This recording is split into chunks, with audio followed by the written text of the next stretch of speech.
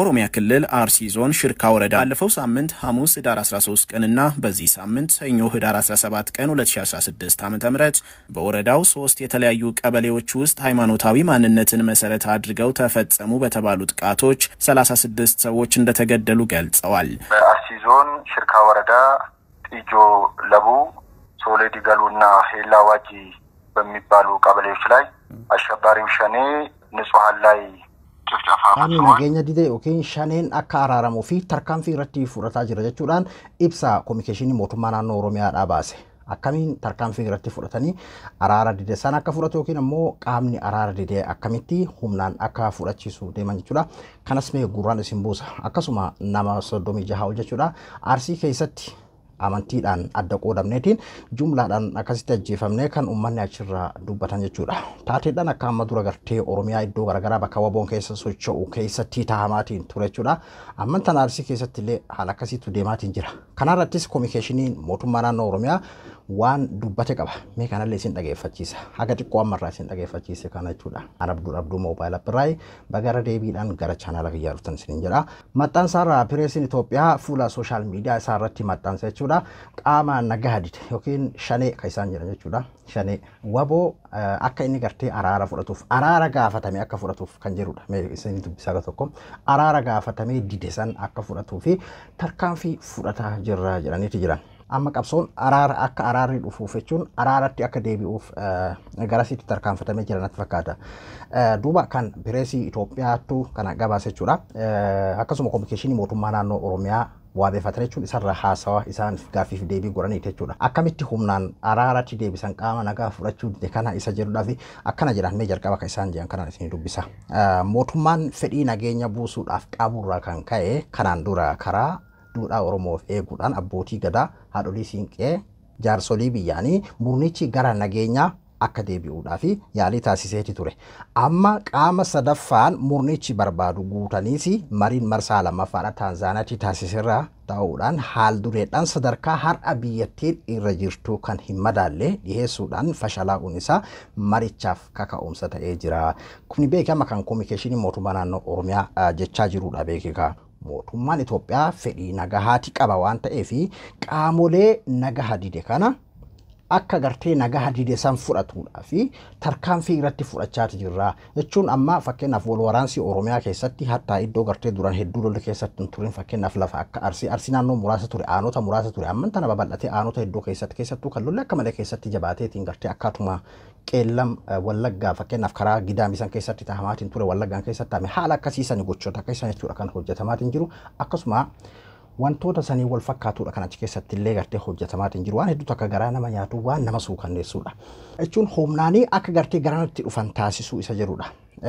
Asirratti nama yaada tokkoon qaba jechuun namoonni hedduun fakkeenyaaf waan kana akka koflaatitti fudhachuu danda'an jechuun akkamitti gartee humnaanii kara gartee marii qaamni nagaa dide kuni jechuun waboon akkamitti kana nagaa dide kana akka marii jedhame san fudhatu goosisaa jirra ka jedhu anamma kana jechuun waan hunda beekee waan akka gaariitti hiikatu wayyaadha. Amma akka kominikeeshiniin Oromiyaadhaa jedhe kanatti eeguma gartee fakkeenyaaf gaafa duraa bara torbaan takkatti balleessuudhaaf baatii takkatti balleessuudhaaf yookiin guyyaa 10tti balleessuuf guyyaa 3tti balleessuudhaaf tarkaanfii fudhataa jirra biyyattiin akka gara nagaatiitti deebituu kan jirudha jechuun dura waa'ee nageenyaa mariin araaraa wanni jedhamu kun hin jiru.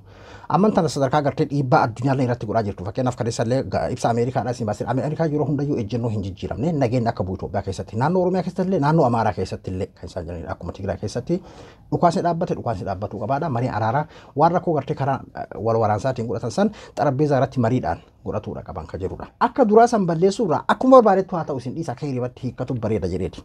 Akkuma barbaadetti iyyuu haa ta'u eega araaraaf ta'e homaa rakkoon qabu dandahanii yoo hinjifatan dandahanii yoo gartee akka jedhansitti harka micciiranii akka fedhattu haa ta'u yoo gartee araaraaf ka godhu deeman taate homaa rakkoon qabu itti fufaa jennaan. Jechuun yeroo kana isin jennu beekikaa immoo uummata keessatti miti uummata irratti haaluu bahu miti achi keessatti waan adda addaa hojjetu miti.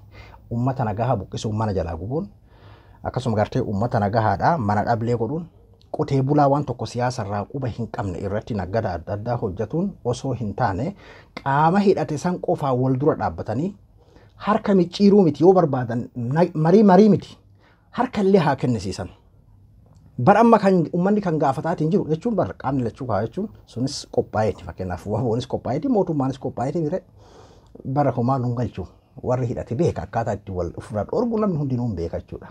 Waggaa shanan kanallee wanni kallattii kamiiniyyuu ta'amaa ture. Haa ta'uti amman tana haga tokko mariin araara akka ta'amuu fi qaamni nagaa didee akka fudhatuudhaaf irratti qabsaa jirra jedhanii jiranii itti hafuufan hawaasa dhiisaa hawaasa rakkisinaadha. Keessattuu warri biyya bulchaatiin jirtan gara tokko goruufi miti. Yookiin waboo deeggarree mootummaa balaaleffachuu mootummaa deeggarree waboo balaaleffachuufi miti. Mootummaan haaluu uummata keessatti bahu mana qotee bulaadhaa ka jalaa gubu. Akkanumatti nama jumlaadhaan nama afaan Oromoo dubbatu hunda isintu shanee qallabaan isintu gartee fakkeenyaaf bakka shaneen jiru beekaa nu geessaan kan gartee mana keessaa baqate ammoo mana isaa gubuun kan lubbuu kiyya oolfadha jedheetiin gartee mana keessaa baqate mana gubuun san dhiisaatii qaama san akkuma jettan kana tarkaanfii irratti fudhaatii harka micciiraa gara araaraatti geessaa isiniin jenna. Mee waan Arsii keessatti taamaatiin jiru waan amma dura Wallaggaan keessatti deemamaatiin ture waan sanii wal fakkaatudha waan gara nama nyaatu amantiidhaan adda bahamee sabaan adda bahameeti lubbuu nama 36 galaafatame. Aanaa shirkaa qofa keessatti waan isin ajaa'ibsiisu. Uummata gartee waggoota hedduudhaaf waliin jiraatedha. Sabaa fi sablammootatu jira. Fakkeenyaaf shirkaa kana keessa sabni Amaaraa bal'inaan jira. Akkasumas sabaa fi sablammoonni biroo gartee kan dabuubu hundi isaaniitu jiran jechuudha. Amaarri bal'inaan jira. Baadiyyaa hunda keessa jira jechuudha. Uummata nagahan akkasitti waliin jiraatu arraan tanaa lubbuu nama 36 badeedha. Jechuun achi keessatti Oromoon uummanni namni qaqqaarii namni gurguddaan hedduutu badaa jira. Waan kana kaasee fi wanni kun waan naggadaaf taa'amedha. Amma qaama kanatu godhe qaama kanatu raawwatee miti. Mee jalqaba irratti qoohi isin dhageeffachiisa haga tokko irraa jechuudha. Akkaatuma gartee fakkeenyaaf Wallagga keessatti illee akkanatu taa'ame jedhamaatiin deemamaatiin ture sanii waa wal fakkaatudha. Mee dhageeffadha. በኦሮሚያ ክልል አርሲ ዞን ሽርካ ወረዳ እንደሚኖሩና ለደህንነቴ ስለምሰጋ ስሜ እንዳይጠቀስ ያሉን አስተያየት ሰጪ በወረዳው 3 የተለያዩ ቀበሌዎች ውስጥ ሃይማኖታዊ ማንነትን መሰረት አድርገው ተፈጸሙ በተባሉ ጥቃቶች 36 ሰዎች እንደተገደሉ ገልጸዋል። ሁለት ቀበሌዎች ላይ እኛ አርሲ ዞን ሽርካ ወረዳ የሚባል ነው ሶሌዲ ገኑና ለቡ የሚባሉ ሁለት ቀበሌዎች ላይ 17 ሰው 10 አንድ ቤተሰብ አባላት አንድ ላይ ሰብስበው ረሽነዋል። ቤት እየገቡ አንድ ሰፈር ያለውን ሰው ሰብስበው መረሸን ነው። በቃ ምርጫ የለም፣ ሕፃን የለም፣ ሽማግሌ የለም፣ አሮጊት የለም፣ መረሸን ነው። ብሔርን ያን የአማርኛ ስም ያላቸው የአማራ ስም ያላቸው እና ክርስትና እምነት ወይም የኦርቶዶክስ እምነት አማኝ የሆኑት ናቸው። ኦርቶዶክስ አማኞች ላይ ያተኮረ ነው። እንደው ጥቃቱን የፈጸሙት እነማን ናቸው ይታወቃል? ምንም የሚታወቅ ነገር የለም። የታጠቁ ኃይሎች ናቸው። ከሌናቸው ልንላቸው አንችልም። ልቡ ነማ 36 qabaleedhaan adda keessa torbaan kanaa fi torbaan dabre kana keessa jechuudha. Sabaan amantiidhaan keessa filamee akkas tahamedha. Waan jedhamee beekaa amma kana fakkeenyaa fi miidiyaa guddichaa Ameerikaadha VOA afaan Amaaraa irratti jechuudha kan dhiyaate. Akkuma gartee karaa warraatiinis quba qabdan jedheeti jaarraa deeggartoonni faannoo fakkeenyaaf warra afaan Amaaraa dubbatu torbaan kana keessa jechuudha. Arsii keessatti akkas taane akkaatuma gartee gaafa duraa Wallagga inni maqaa kana leellisaatiin turan amman tana immoo tartiibni karaa Arsiidhaa jijjiiramee jira jechuudha. Faallaa Wallaggaa saneen kaleessa achi keessatti warra afaan maali warra musliimaa jedhama Wallaggaan keessatti waan jedhamu kanneen isin jechaa jiru kun beekikaa amma Arsii keessatti immoo kiristaana ortodoksiin akkas taame sabaa walitti buus maal waan akkasiiti kan naggadamaatiin jiru jechuudha. Naggada kanaadha. Wanni waa heera koo nageenya yookiin jaalala wabootiif jaalala mootummaatiif wanni nageenya Oromoon jedhuu fi wanni addunyaan jettuu fi si tapha as keessatti taphatamudha. Anama beekte qaama kanatu kana raawwate qaama kanatu kana godhe jechaatiin hin jiru. Meedhiis bakka san hin seenu. Isin jechuun namayyuu kan gowwaa fedheefuun gala kun abbaan gochi waan kanaa jechuudha. Lubbuun nama 36 fakkeenyaa fi wanni jedhamu kun kaayoo gartuu jechuun yoo dhugaa taate. Ammoo gochaan akkanaa qoxxeen akkana kun akka jiru dubbataati ture. Uummanni haga gartee amma achitti qotee bulaa mana jalaa gubanii fi haga buqqaatiin adda addaa kun godhamaatiin jiru jechuudha. Kanarratti ammoo dubbii himaan haajaa alaa waboodha ammoo kanarratti ibsaa kennee urata jechuudha. Nuti qaama nagahaa tokko irratti illee kan tarkaanfii fudhanne hin jiru. Kaayoo kennallee miti kun kan jedhu waan kana nuhi miti kan jedhu haalaniiti jiran. Qorannoon tokkollee osoo hin godhamin osoo qorannoon tokkollee hin gaggeeffamin osoo wanni tokkollee hin beekamin kanarratti ammoo maal jedha fakkeenyaaf ኮሚኒኬሽን ሞቱማ ናኖ ኦሮሚያ የኦሮሚያ ክልል የመንግስት ኮሚኒኬሽን ቢሮ ኃላፊ አቶ ኃይሉ አዱኛ የጥቃቱ አድራሽ እርሳቸው ኦነግ ሸኔ ሲሉ የጠቀሱትና ራሱን የኦሮሞ ነጻነት ሰራዊት የሚለው ታጣቂ ቡድን እንደሆነ ገልጸዋል። በአርሲ ዞን ሽርካ ወረዳ ጢጆ ለቡ ሶሌዲ ገሉና ሄላ ዋጂ በሚባሉ ቀበሌዎች ላይ አሸባሪው ሸኔ ንጹሃን ላይ ጭፍጨፋ ፈጽሟል። ይሄም ጭፍጨፋ የተፈጸመበት ከ2 አመት ህፃን እስከ አቅመ ደካማ የሆኑ ሴቶችን ላይ አነጣጥሮ የ27 እኔ ባለኝ መረጃ የ27 ሰዎች ህይወት አልፏል ማለት ነው። ሲዞን ሽርካ ወረዳ በንጹሃን ላይ ያነጣጠረ ጥቃት ፈጽሟል ማለት ነው።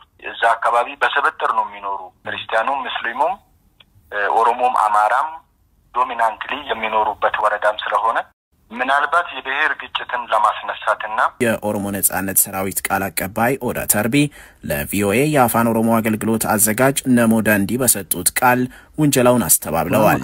ኮሚኒኬሽን ሞቱማና ኦሮሚያ ኃይሉ አዱኛቲ ኃይሉ አዱኛ ገርቴ ፈከና ፊናም ዋሄሎ ለከና ረቲ ሄዱሚናን ነሞታ ገርቴ ሸኔን አከሰከስከስ የንቲ ሄዱሚናን በላሊ ፈታንጌ ሰና መተቆቹ ለኮንዳሮ ተገርቴ ወረ ብዬ ቡልቻት እንጅረን ወረ ብልጽግና ከይሳቹዳ ጋፋ ማሪን አራራ ኩንፋሻለ ጀደመሲ ቃምኒ ገርቴ ፌዲን ኢሳ ዳንጋን ቀምኒ ከሞቱማ ወሪን ዱበቱ ዘደበ ከና የሮ ሩማቲፍ ተርካን ፊረቲን ፍሩና ካጀሩ ፉ ለፌስቡክ ከሳረት ለመጣን ሰይቱ ለቹ ኃይሉ አዱኛ ዱባ አማን ተናካ ኢን የቻ ጅሩቲ ተርካን ፊ ገርቴ ሞቱማን አና ቢራ ከይሰት ረቴ ፉለቴ ፊ አከሱማ ገርቴ ሰበባ ሰኒ እቹን አሪ ሰኒ ባቱ ፈቹ ኢሳኒቲ ummata nagaha saban adda godhetiin ummanni waliin jiraata muslima kiristaanis amaaraa fi oromoonis saboonni adda addaa waliin jiraatu akkasitti tarkaanfii irratti fudhateera.